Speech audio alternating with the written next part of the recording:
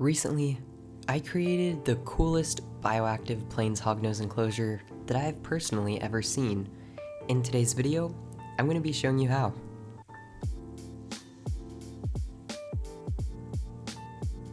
Huge thank you to the Biodude for sending me all of this awesome stuff and sponsoring today's video. We're starting off with the 36 by 18 by 18 inch Exoterra glass terrarium with a super cool cork background from the Biodude. Right here I am placing some extra pieces of cork on the sides so that I know where I want to foam them, so that I can kind of tie it all together on the sides and the background using the now very popular spray foam and dry lock method.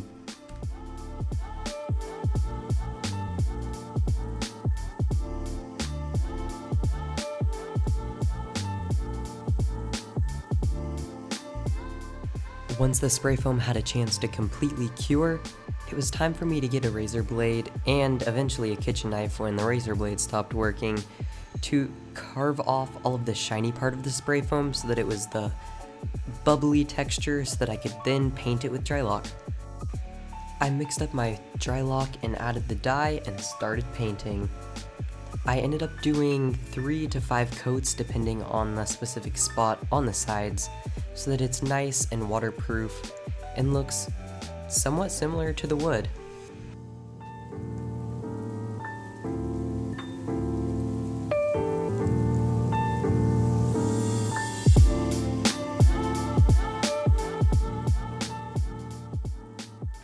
After 6 long hours of painting and waiting for it to dry over the course of 2 days, I think it turned out pretty well.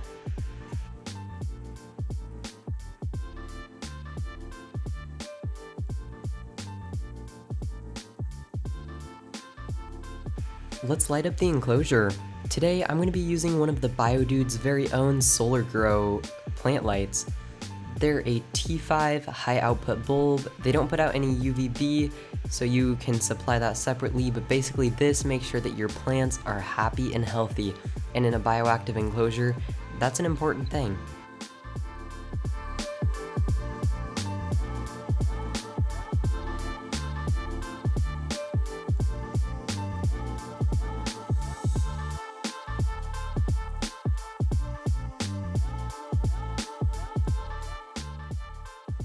The substrate that I'm going to be using, since plains hognoses are a species native to drier areas of the United States, is going to be the Biodude's Terra Sahara.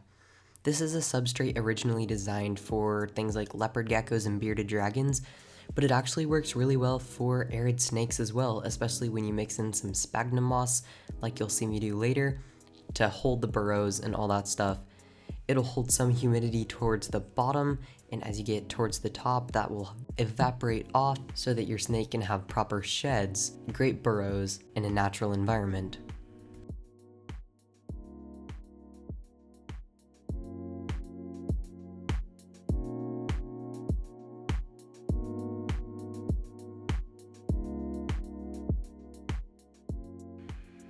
It's time to add some sphagnum moss because, as I mentioned previously, this will help hold some humidity, but mainly it will help hold some burrows so that Briar, my plains hognose, can have some awesome burrows and have them be held in the substrate.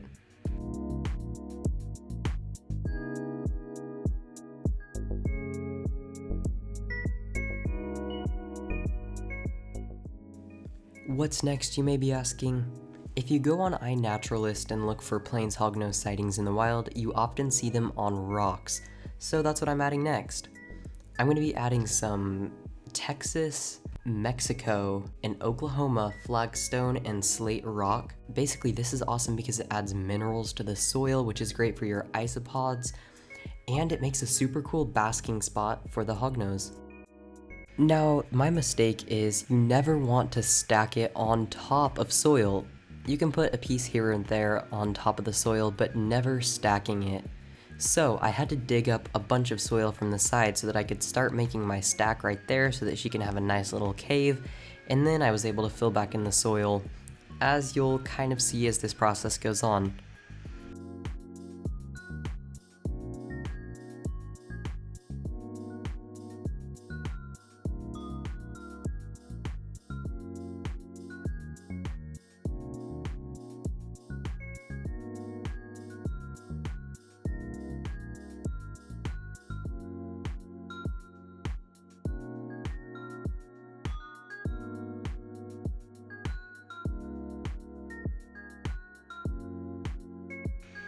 Now it's time to add this stinky little bag of microorganisms and nutrients for this bioactive enclosure called the Bioshock. This is formulated with aerobic bacteria, mycorrhizal fungi, and archaea to promote the efficient conversion of organic waste to nutrients easily absorbed by roots for plant and soil health. It's completely organic, it's safe for all reptiles and amphibians, and it basically boosts your enclosure so that they can get started and have a bioactive system running a lot quicker. As can be expected from tiny little green balls of beneficial bacteria, it's a little stinky, so I would definitely recommend using gloves and maybe even plug your nose, because as soon as you have it buried in the soil, it doesn't matter, but when you open up that bag, it's kind of stinky. Now at this time I was thinking what could really pull this enclosure together, give Briar something to climb on, and just be a nice thing to draw your eyes to, and I decided that I would use, right here, 2 pieces of sand blasted ghost wood. This stuff is awesome. So I'm just gonna put it in here and try to feel it out so that it looks nice and is in a spot where Briar can benefit from it by climbing.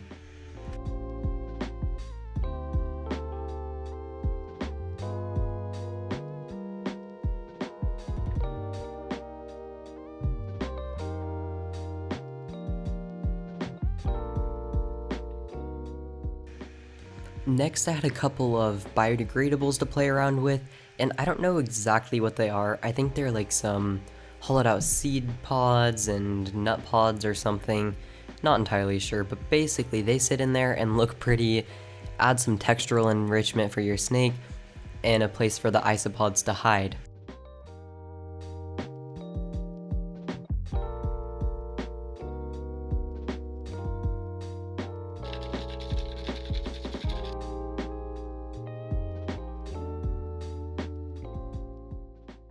It's finally the favorite time of the video, plant time!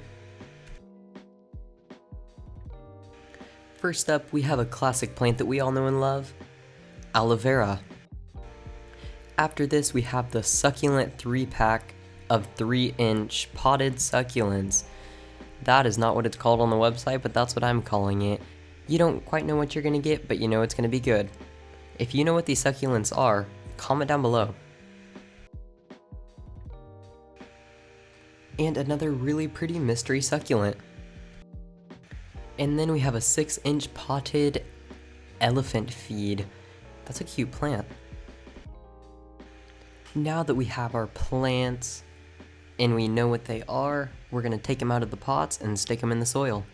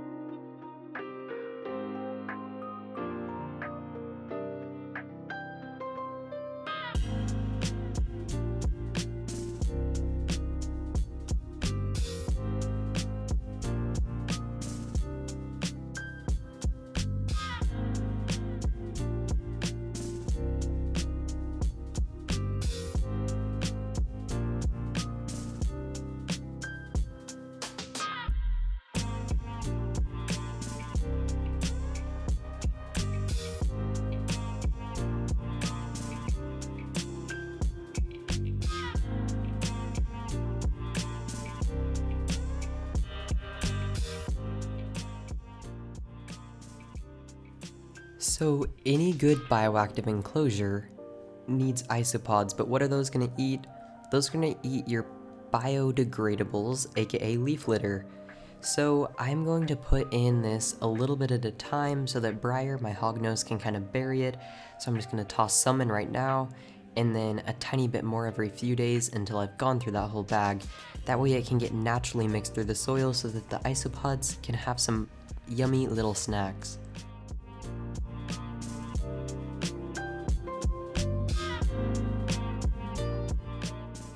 At this time, I want to talk about the Biodude. The Biodude is a great website that sells the highest quality supplies for creating bioactive vivaria. They sell everything from original soil mixes to live plants to slate and stones to lighting and heating, and even the enclosures themselves. They have great quality, great customer service, and great prices. I'd like to thank the Biodude once more for sponsoring this video series. Let's get back into the build.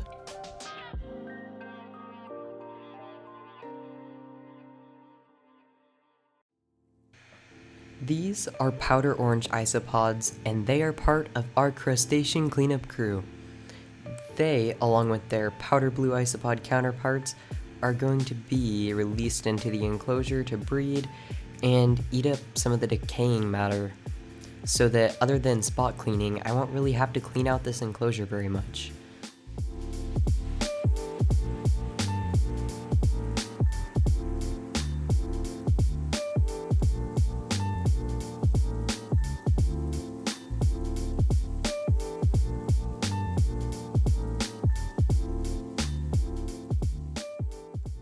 Here's a fun little close-up of the isopods, the powder orange and the powder blues on their little paper towel that they took a couple of hours to scurry off of.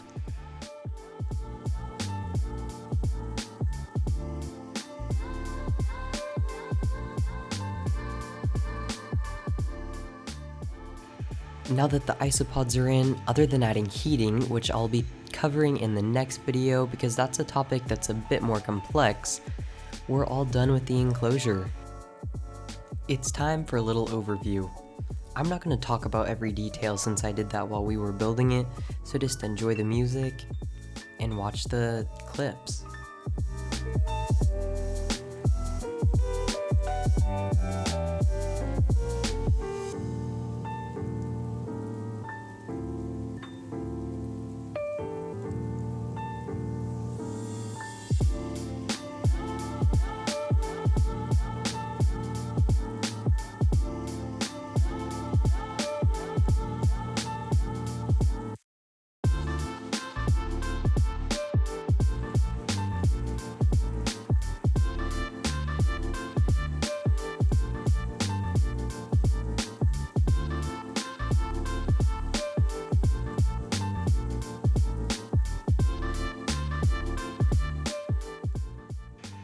And that is the end of today's video. Thank you all so much for watching. The goal of all of my videos is to inspire one person to give a better life to one of their reptiles. So if this video inspired you to make an enclosure like this, especially when using the Biodude's products, definitely send a photo to me. I would really appreciate seeing it. Thanks again to the Biodude for making this video possible. Be sure to subscribe to my channel and turn on post notifications so that you can see the next 2 parts of this awesome series. It's gonna be great. Thank you so much to my Patreon supporters for making all of my videos possible. If you want to get awesome perks and behind the scenes content, be sure to join my Patreon, link in the description. Once again, my name is Hunter Hauk. Thank you so much for watching, and I will see you in the next video. Hopefully you'll actually see me too, because I won't have a cold.